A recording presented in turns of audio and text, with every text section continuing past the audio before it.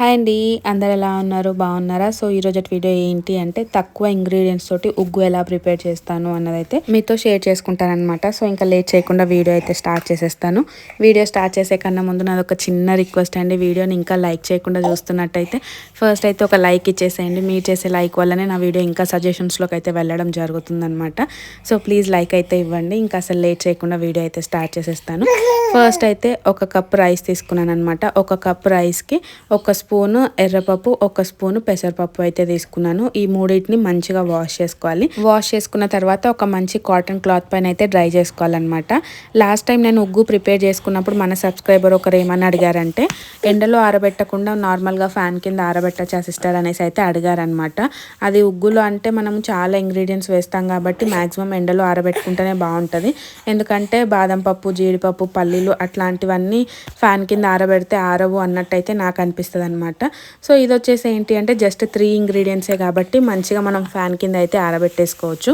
నేనైతే night ఆరబెట్టుకున్నాను. Morning వరకు చూస్తున్నారు కదా మంచిగా ఆరిపోయినాయి అనమాట. చూస్తున్నారు కదా మీరే. ఇట్లా కొంచెం కొంచెం క్వాంటిటీ చేసుకున్నప్పుడు కొన్ని పప్పులు వేసుకున్నప్పుడు ఏంటి అంటే మంచిగా ఇంట్లోనే ఆరబెట్టుకోవచ్చు అనమాట. ఎక్కువ పప్పులు చేస్తున్నప్పుడు, ఎక్కువ క్వాంటిటీ చేస్తున్నప్పుడు ఎండలో ఆరబెట్టుకుంటేనే టేస్ట్ బాగుంటుంది. అండ్ ఆల్సో ఎక్కువ రోజులు కూడా మనకు కొంచెం నిల్వ ఉంటుంది అనమాట.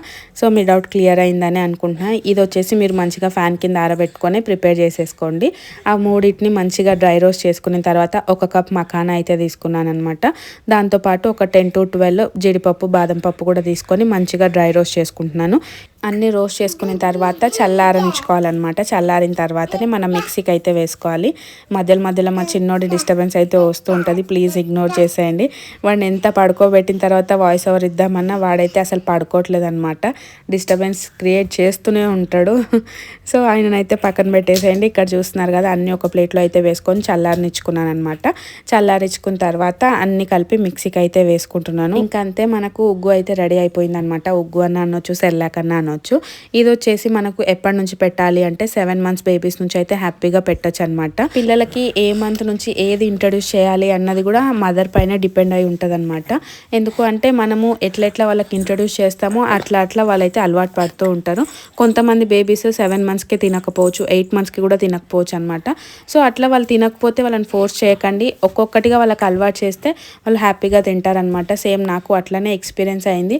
మా హ్యాపీ అయితే అసలు తినకపోతుండే అనమాట. స్లోగా తనకు అన్ని అలవాటు చేయించడానికి ఆల్మోస్ట్ 1.5 years దాటేసింది అనమాట. కానీ మా చిన్నోడు అట్లా కాదు. తనకి యాపిక్ చేసిన మిస్టేక్స్ ఆరుకి నేను రిపీట్ చేస్తలేను అనమాట. అన్నీ అలవాటు చేస్తున్నాను. తనకి ఇష్టమైన ఏమో మళ్ళీ రిపీటెడ్గా చేస్తాను, ఇష్టం లేకున్నా ఏమో ఒక 10 days 15 days ఆగి మళ్ళీ ట్రై చేస్తూ ఉంటాను అనమాట. సో అట్లా ఇక్కడ చూస్తున్నారు కదా మన సెర్లాక్ పౌడర్ని అయితే వాటర్లో మనకి ఎంతైతే పౌడర్ కావాలో అంత అయితే మిక్స్ చేసుకొని ఇంకా స్టవ్ పైన అయితే పెట్టేసుకున్నాను అనమాట. 8 to 10 minutes అట్లా ఉడికించుకుంటే మనకు సెర్లాక్ అయితే రెడీ అయిపోతుంది. చూస్తున్నారు కదా మీ బేబీస్ ఎంత కన్సిస్టెన్సీలో తినగలుగుతారో అంత కన్సిస్టెన్సీ వచ్చే వరకు అయితే ఉంచుకొని స్టవ్ అయితే ఆఫ్ చేసేయండి. ఫస్ట్ టైం పెడుతున్న వాళ్ళైతే ఇంకా లూజ్గా పెట్టడానికి అయితే ట్రై చేయండి. సో ఫైనల్గా మన సెర్లాక్, మన ఉగ్గు అయితే రెడీ అయిపోయింది అనమాట. బేబీస్కి ఇది పెట్టడం వల్ల మంచి వెయిట్ గెయిన్ అయితే అవుతారనమాట. బేబీస్కి డైలీ జీడిపప్పు, బాదం పప్పు ఇవ్వడం వల్ల కూడా వాళ్ళ బ్రెయిన్ డెవలప్మెంట్ అనేది మంచిగా జరుగుతుంది. సో వాళ్ళకి పెట్టే ఫుడ్లో ఖచ్చితంగా ఇంక్లూడ్ చేయండి. బాదం పప్పు, జీడిపప్పు, వాల్నట్స్ ఇట్లాంటి మంచి ఫుడ్స్ అన్ని ఇంక్లూడ్ చేయండి. ఫ్రూట్స్ ఇంక్లూడ్ చేయండి. మన ఫ్రూట్స్ ఎక్కువ ఇష్టపడట్లేదు అనమాట, కానీ స్లోగా అలవాటు చేస్తాను. సో ఇంతేనండి ఈరోజు వీడియో. ఈ వీడియో మీకు ఎట్లా అనిపించింది? ఇన్ కేస్ మీకు కనుక నచ్చినట్టయితే లైక్ చేయండి, షేర్ చేయండి, కామెంట్ చేయండి అండ్ సబ్స్క్రైబ్ చేసుకోండి.